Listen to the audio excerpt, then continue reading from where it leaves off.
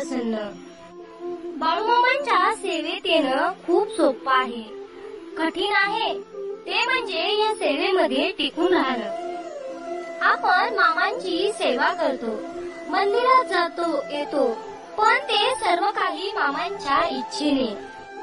आणि आपण मामांच्या सेवेमध्ये टिकून राहतो ते म्हणजे स्वतःच्या पुण्याईने। आपल्याला दुखवणारे वादळ वारे जोरात वाहत असतात, पण घाबरायचे कशाला? आपल्याला आश्रय देणारे बाळूमामांचे मंदिर आपल्या हृदयातच आहे। मामा म्हणतात, माझ्या बाळा, जीवनात तू कितीही सत्यनारायण पूजा कर, जर तुझ्या व्यवहारात सत्यता नसेल तर तुझ्या मदतीला नारायण कधीच धावून येणार नाही।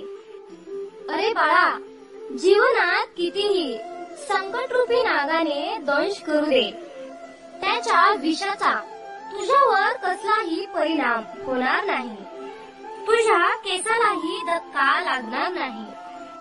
होय, माझ्यावर विश्वास ठेव। माझ्या बाळा, निराश होऊ नकोस, चमत्कार हा शेवटच्या क्षणापर्यंत होऊ शकतो, कारण या ब्रह्मांड नायक बाळूमामांना अशक्य काहीच नाही। बाळूमामांचा हा आशीर्वाद प्राप्त करण्यासाठी आत्ताच मेंढी माऊली टाईप करा आणि ज्याला याची गरज आहे त्यांना हा संदेश शेअर करा। बाळूमामांची तुमच्यावर कृपा होईल।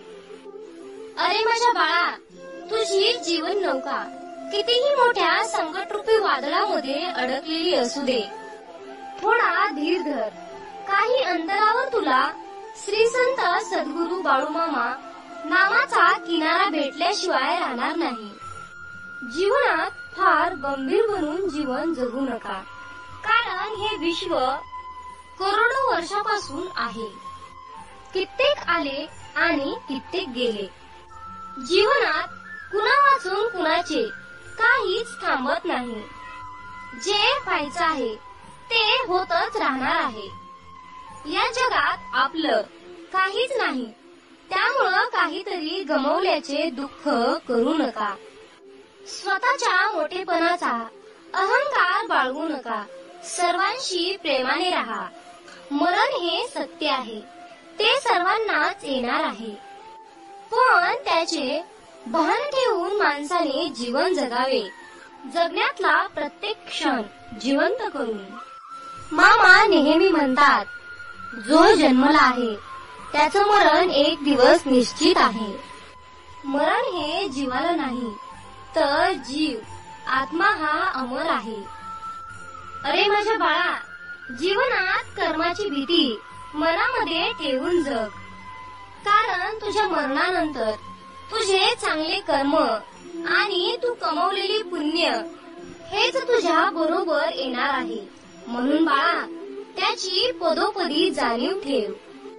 श्री संत सद्गुरू बाळूमामांच्या नावानं चांगलं। भक्तांनो, व्हिडिओ आवडला असेल तर लाईक करा आणि आपल्या चॅनलला सबस्क्राईब करा।